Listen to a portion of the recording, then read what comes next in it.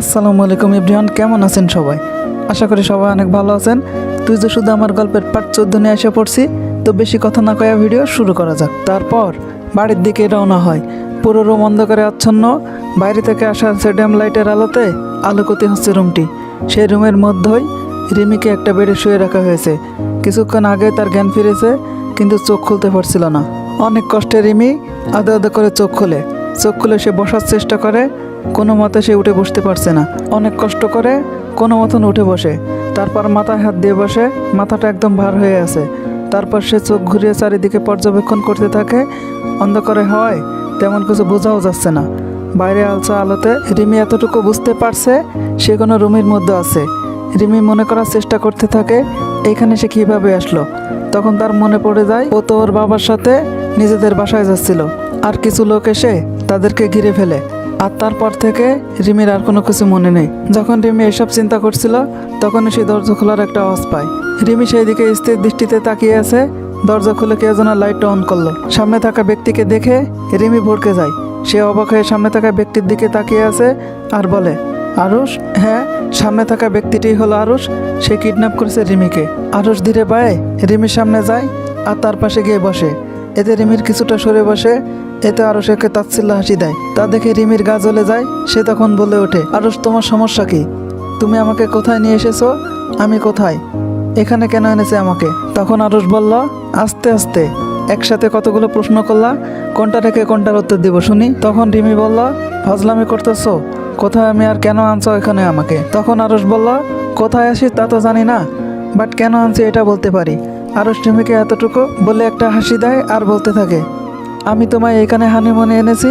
যেহেতু আমাদের হানিমুন করা হয়নি, তাই ভাবলাম হানিমুনটা আগেই সেরে ফেলি। কি বলো? তখন রিমি বলল, মজা করতেছস আমার সাথে? এইসব করে কি প্রমাণ করতে চাইছিস তুই আমায় অনেক ভালোবাসিস?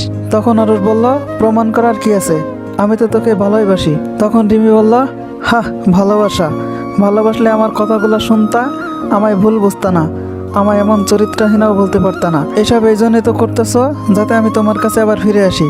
তাহলে শুনে রাখো, আমি আর ফিরবো না তোমার কাছে। কেননা তোমার সাথে আমার মতন চরিত্রহীনা মেয়ে কখনো মানায় না। সে যাই হোক, আমি এখন বাসায় যাব, যেতে দিন আমাকে। এই বলেই বেড থেকে রেগে তাড়াতাড়ি নামতে লাগলো রিমি।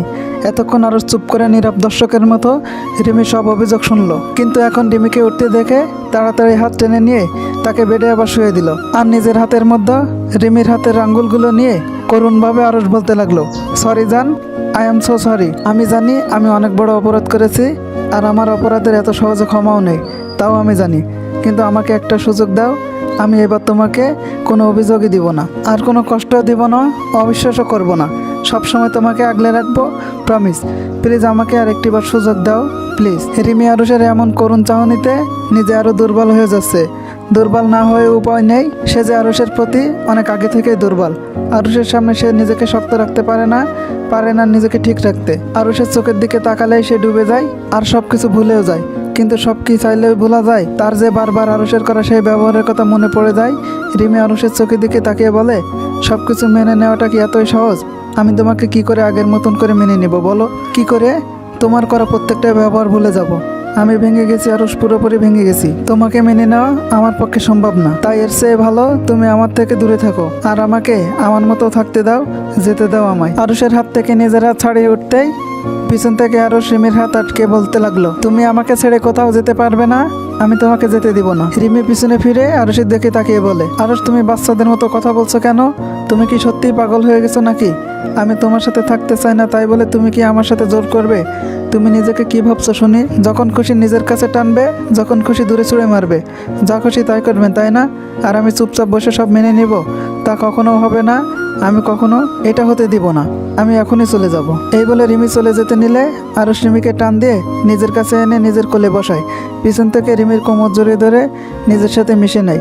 তারপর রিমির কানে কাছে মুখ এনে স্লো ভয়েসে বলতে থাকে, তোমার প্রেমে পাগল হয়ে গেছি, আর এই পাগলকে সুস্থ করছে যে শুধু তোমাকেই দরকার। তাই তো তোমাকে কিডন্যাপ করে এনেছি নিজের কাছে রাখার জন্য, নিজের বুকের মাঝে সারা জীবনের জন্য বন্দি করতে। রিমি এবার হালকা ঘাড় ঘুরিয়ে আরুষের দিকে ফিরে রেগে বলতে লাগলো, তোমার না কিডন্যাপার হওয়ার দরকার ছিল?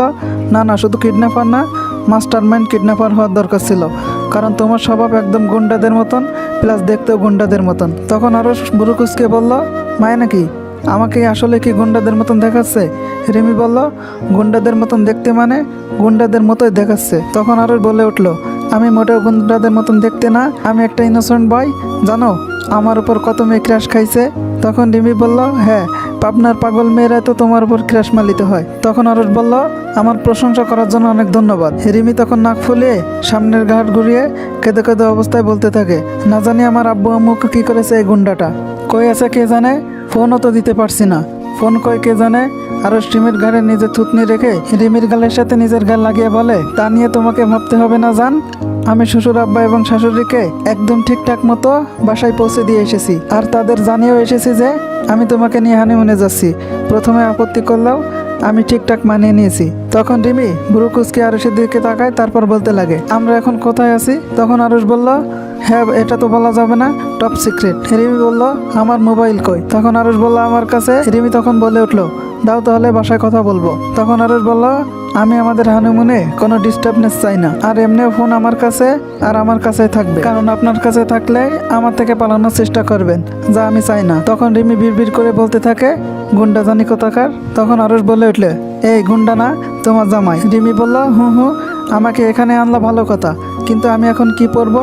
জামা কাপড় তো কিছুই আনি নাই, এখন ফ্রেশ হয়ে কি পরবো শুনি? তখন আরুষ বলল, কেন, ওইখানে তাওয়ালেটা আছে না, ওইটা পরে থাকবা, আর আমার সামনে তোমার কিসের লাজ শরম? তখন রিমি চিল্লাই বলল, কি? আরুষ বলে উঠলো, এত জোরে চিৎকার দেওয়ার কি আছে?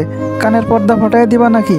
আমি তো জাস্ট মজা করছিলাম, আমি আসার আগে সব কিছু বাসা থেকে নিয়ে আসছি কাপড়ে, তোমার আর আমার ড্রেসও আছে, যাও গিয়ে চেঞ্জ করে ফ্রেশ হয়ে আসো, ততক্ষণ আমি খাবারের অর্ডার দিয়ে আসি। রিমি বলল, ফাজিল পোলা। এই বলে রিমি ধামধাম করে কাবার্ডের দিকে ড্রেস বের করতে চলে আসে। রিমি ড্রেস বের করে ওয়াশরুমে চলে যায়, ঠাস করে দরজা লাগিয়ে দেয়। তা দেখে আরুষ নিজের বুকে হাত দিয়ে বলে, ভাই রে ভাই, এই মায়া তো একদম বোমা হয়ে আছে, কখন যে ফেটে যায় কে জানে, কিন্তু যত যাই হোক হার মানলে চলবে না। রিমি যদি বোম হয় তাহলে আমিও সেই বোমের জামাই। রিমিকে কিভাবে নিজের কাছে রাখতে হয় তা আমি ভালো করে জানি, after all she is my wife. Aarush একটা ডেভিল স্মাইল দিয়ে রুম থেকে বের হয়ে যায় খাবার আনতে। রিমি ফ্রেশ হয়ে এসে দেখে আরুষ রুমের মধ্যে নেই, তাই সে চুলগুলো শুকিয়ে নিতে চলে যায়। নিচে গিয়ে দেখে তার গুণধর বর খাবার সাজাচ্ছে। রিমি কিছু না বলে চেয়ার টেনে বসতে যাবে, তখন আরো চিৎকার করে ওঠে। চিৎকার শুনে রিমি তাড়াতাড়ি কানে হাত দিয়ে দাঁড়ায়, তারপর চোখ ছোট ছোট করে বলে, কি হয়েছে, তোমার বউ মারা গেছে নাকি যে এমন জোরে জোরে চিল্লাইতেছ? রিমি আর আরুষের খাওয়া শেষে সব গুছিয়ে রুমে যায়। রুমে ঢুকতে যা দেখলো তাতে রিমি জোরে চিৎকার দিল। রিমির চিৎকার শুনে আরুষ তো হতভম্ব হয়ে তাড়াতাড়ি রিমির কাছে আসে আর ওকে বলে, কি হয়েছে, এমনভাবে চিৎকার দিলে কেন, কোথাও ব্যথা পাওনি তো? রিমি কিছু না বলে আরুষকে জড়িয়ে ধরে। এতে আরুষ খানিকটা শট খায়, কেননা রিমি তো নিজের কাছ থেকে আসার মানুষ না। আরুষ রিমির মুখের দিকে তাকিয়ে দেখে ওর মুখে ভয়ের ছাপ। আরুষ বুঝে উঠতে পারছে না কি এমন দেখেছে যে রিমি এত ভয় পেয়েছে। আরুষ বলল, কি হয়েছে রিমি, এইভাবে ভয় পাচ্ছ কেন, বলো আমাকে। তখন রিমি বলল, ওইখানে। আরুষ বলল, কোনখানে? রিমি এক আঙ্গুল দিয়ে সামনের দিকে ইশারা করে, আরুষে সেইখানে তাকায় আর বোঝার চেষ্টা করে আসলে কি দেখেছে রিমি এত ভয় পাচ্ছে। আরুষ ভালো করে পর্যবেক্ষণ করার পর সে বুঝতে পারলো রিমি আসলে কি দেখে এত ভয় পাচ্ছে। আরুষ তখন হো করে হেসে ওঠে, হাসতে হাসতে ওর দম বন্ধ হয়ে আসতেছে। অনেক কষ্টে নিজের হাসি থামালো আরুষ। আরুষ বলতে লাগলো, তুমি আর শুধু না, তুমি সেই আগের মতন আরশোলাকে ভয় পাও? তখন রিমি মুখ কাচুমুচু করে বলল, হ্যাঁ। তখন আরুষ বলল, হাই রে, তুমিও না? এই বলে আবার হাসতে থাকে। রিমি ছোট থেকেই আরশোলাকে অনেক ভয় পায়। ভয় পায় বলে ভুল হবে, জমের মতন ভয় পায়।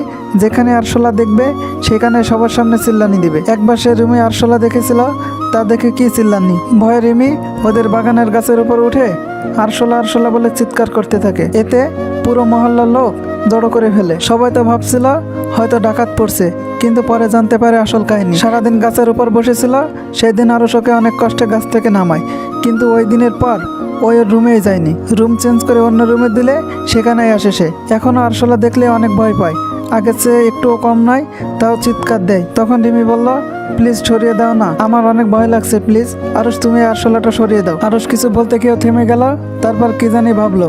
বাবা শেষ করে ওর মুখে দুষ্ট একটা হাসি ফুটে ওঠে। আরুষ বলে ওঠে, আমি সরাই দিতে পারি, কিন্তু আমার এতে কি লাভ? তখন রিমি বলল, আরে ভাই, এইখানে আমার জান পড়ানোর কথা, আর তুমি আছো তোমার লাভ নিয়ে। আরুষ ভাই শব্দটা শুনে রেগে গিয়ে বলল, ওই আমি তোর ভাই লাগি এখন যে তোর ভাই কইতাছ? তখন রিমি বলল, আরে ভাই থুক্কো, আমার পেয়ারা জামাই, আমার কথা এত কান না দিয়া ওই লিচুর বিচি থুক্কো, ওই কলা কাঁঠাল ধাত কি কইতাছি, ওই আরশোলা সরাও। তখন আরশ বলল, সরামো না। রিমি তখন কাঁদো কাঁদো হয়ে বলে, জামাই ও জামাই এমন কয় না, তুমি বাদে আমার এই রুমে এখন আর কেই বা আছে, প্লিজ তুমি সরাই দাও না। আরশ বলল, আচ্ছা সরাই দিব, কিন্তু এর বদলে আমি যা চাইবো তাই কিন্তু তোমাকে দিতে হবে। রিমি বলল, তুমি যা বলবে তাই করব, পারলে আকাশের নক্ষত্র এনে দিমু, তাও সরাই দাও। রিমি আর নিজের মধ্যে নেই, ওই কি বলতেছে তাও নিজেও জানে না। ওর তো এখন পুরো টেনশন ওই আরশোলার দিকে, যে করেই হোক ওকে সরাতেই হবে, জান দিয়ে হলেও সরাইতে হবে। তখন আরশ বলল, মনে থাকে যেন। রিমি বলল, প্লিজ সরাও, আমার ভয় করতেছে। আরশ রিমিকে নিচ থেকে সরিয়ে একটা খালি কন্টেনার খুঁজে বের করে, তারপর তা দিয়ে আরশোলাকে ফেলে দেয়। তারপর হাত ধুয়ে এসে রিমির সামনে এসে দাঁড়ায়। আরশ বলল, নাও সরাই দিছি। তখন রিমি যেন এবার হাফ ছেড়ে বেঁচে আছে, তারপর একটা মিষ্টি হাসি দিয়ে বলে, থ্যাংক ইউ। তখন আরশ বলল, থ্যাংক ইউ বলে কাজ হইব না, মনে আছে কি বলছিলাম, আমি যা যা বলবো তা কিন্তু তোমায় করতেই হবে। তখন রিমি অবাক হয়ে বলল, কখন? আরশ বলল, বাহ, এত তাড়াতাড়ি ভুলে গেলে, একটু আগে তো বলছো। রিমি মনে করার চেষ্টা করছে, তখন তার মনে পড়ে সে তখন কি বলেছিল। রিমি তখন কাচুমুচু করে বলতে থাকে, এর থেকে তো আর কোনো বাঁচার উপায় নেই। তখন রিমি বলল, কি করতে হবে? আরশ বলল, আস্তে আস্তে জানতে পারবা, আপাতত এখন আমাকে একটা কিস করলেই হবে। রিমি বলল, কি? কোনোদিনও না, আমি তোমায় কিস করতে পারবো না। আরশ বলল, তুমি কিন্তু বলছো আমি যা যা বলবো তাই করবে, তাহলে এখন করো। তখন রিমি বলল, বলেছি ঠিক আছে, কিন্তু তাই বলে কিস করতে পারবো না। তখন আরশ বলল, বুঝে বলতেছো তো? রিমি বলল, তখন আরশ বলল, আরশোলাটা কিন্তু বাইরে ফেলাইনি, এখনো কিন্তু ওই কন্টেনারের ভিতরে আছে, কথা না শুনলে কিন্তু তোমার উপর ছেড়েই দিব। তখন রিমি কাঁদো কাঁদো হয়ে বলতে লাগলো, তুমি এমন করতে পারবে না। তখন আরশ বলল, আমি কি কি করতে পারি তা তুমি ঠিকই ভালো করেই জানো, এখন বলো কিস করবা নাকি?